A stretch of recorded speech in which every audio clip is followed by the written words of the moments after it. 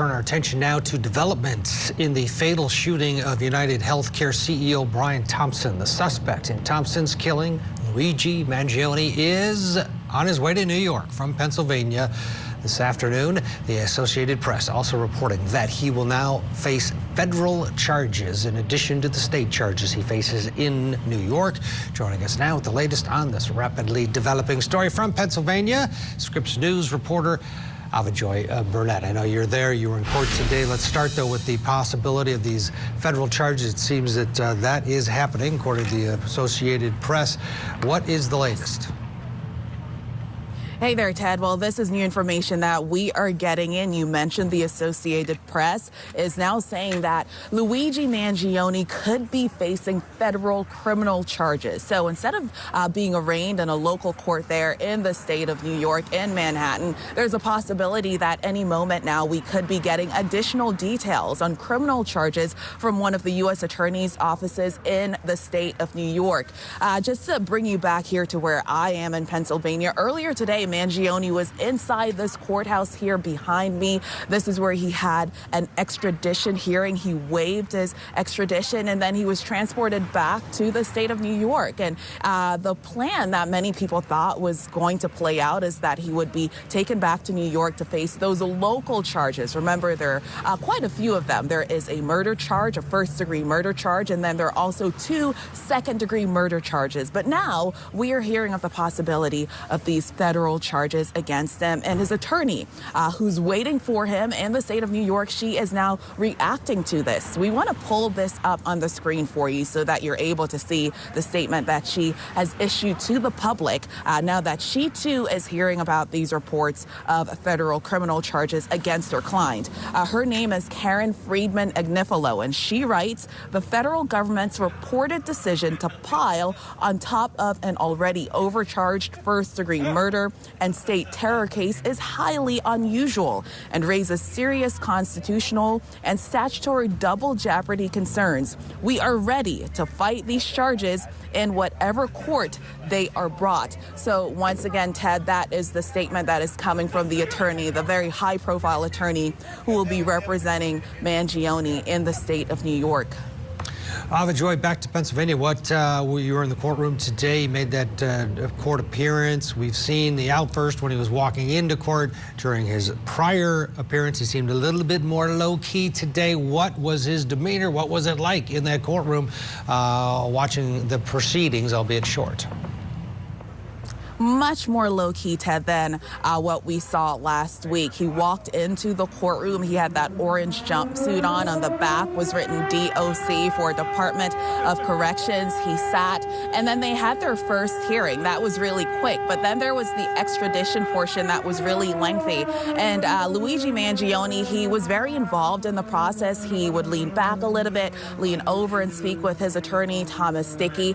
And then remember that there was really a long line of NYPD officers who were inside that courtroom today getting ready to take him back to the state of New York. So at one point, he actually turned around and looked them in the eye. They were right there, right behind him. And then on top of that, there were people who traveled from other states to be able to come here and show their support for Luigi Mangione. One young lady told me she drove about 6 hours and she thought she would just be able to see him outside, but then she was actually able to go inside and get a seat inside that courthouse. With regards to his attorney who was sitting right next to him, take a listen to his explanation as to why he thought now was the time for them to waive extradition and to have him be sent back to the state of New York. We are ready to do this now. We didn't do it before because we weren't ready. Today was the day to do it. This is in his best interest, and we're going to move forward with a vigorous defense of these charges, and my mood hasn't changed one bit. So once again, we are now in the state of Pennsylvania. Luigi Mangione, he faces, there are charges against him here, but he's waived extradition. He's now back in the state of New York. The big question now is who will go first? What will the order of operations be, especially when we get confirmation that there will actually be a federal indictment against him? People I've spoken with, Ted, told me that the federal government will go first, then the local jurisdiction there in New York, and then the lesser charges here in the state of Pennsylvania, that will come sometime later. But of course, we're waiting to get the official information on the complaint that we've been told about with regards to those potential federal charges against Mangione. Ted. All right, Ava Joy Burnett, thank you for the detailed report. Despite the horn in the background, Ava Joy keeping focus there and has the very latest, including that appearance today where, as she said, Mangione seemed to be engaged in his defense and a lot different than the first appearance that he made, where he was trying to make a statement to the media as he was brought in. Still with us, former prosecutor and Constitution attorney Chris Ann Hall. The federal case, they can move together, can they not? The feds in the state, he could be making court appearances on both tracks as the process moves. Obviously, someone's got to go first at the end, but it's not as the state doesn't have to just sit back and wait until the feds completely litigate this matter, correct?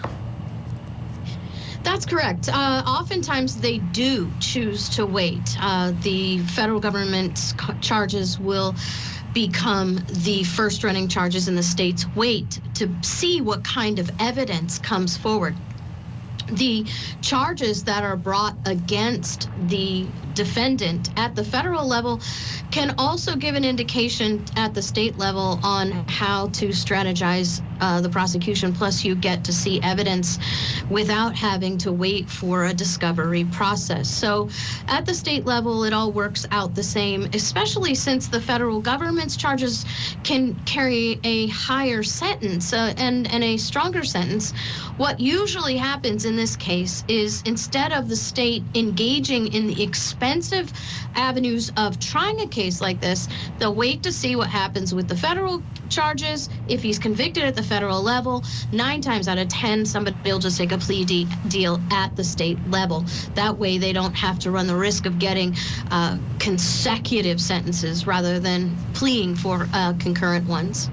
What do you make of the reaction by some making Mangione some sort of cult hero? Ava Joy just telling the story. She met a woman in the courtroom who drove hours and hours just to get a glimpse at him. We've seen versions of this before, but this was an immediate reaction and concerning to many people. Your thoughts? Well, I think this is an indication of the condition of the American people in regards to how insurance companies operate. And I think the polarization that has happened in America regarding the lack of accountability for certain people also exacerbates that. You can't go through your life without bumping into someone who's had a family member or a friend, or they themselves has been denied adequate care or funding based on some insurance companies' policies. And people are tired of seeing that kind of corporate neglect without real consequences. It's a very unfortunate condition in a social construct, but it is a very good indication of where we are as a people with corporate accountability. Yeah, I mean, you can shake your head all you want and say, this is bad, the people react that way.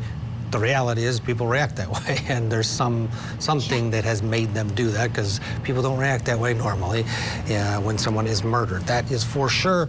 We'll keep tabs on this. There are reports that he will be making his first court appearance at 2 o'clock, according to the Associated Press, 2 o'clock Eastern Time, 20 minutes from now. That in federal court. As soon as that happens, we'll pass along the details.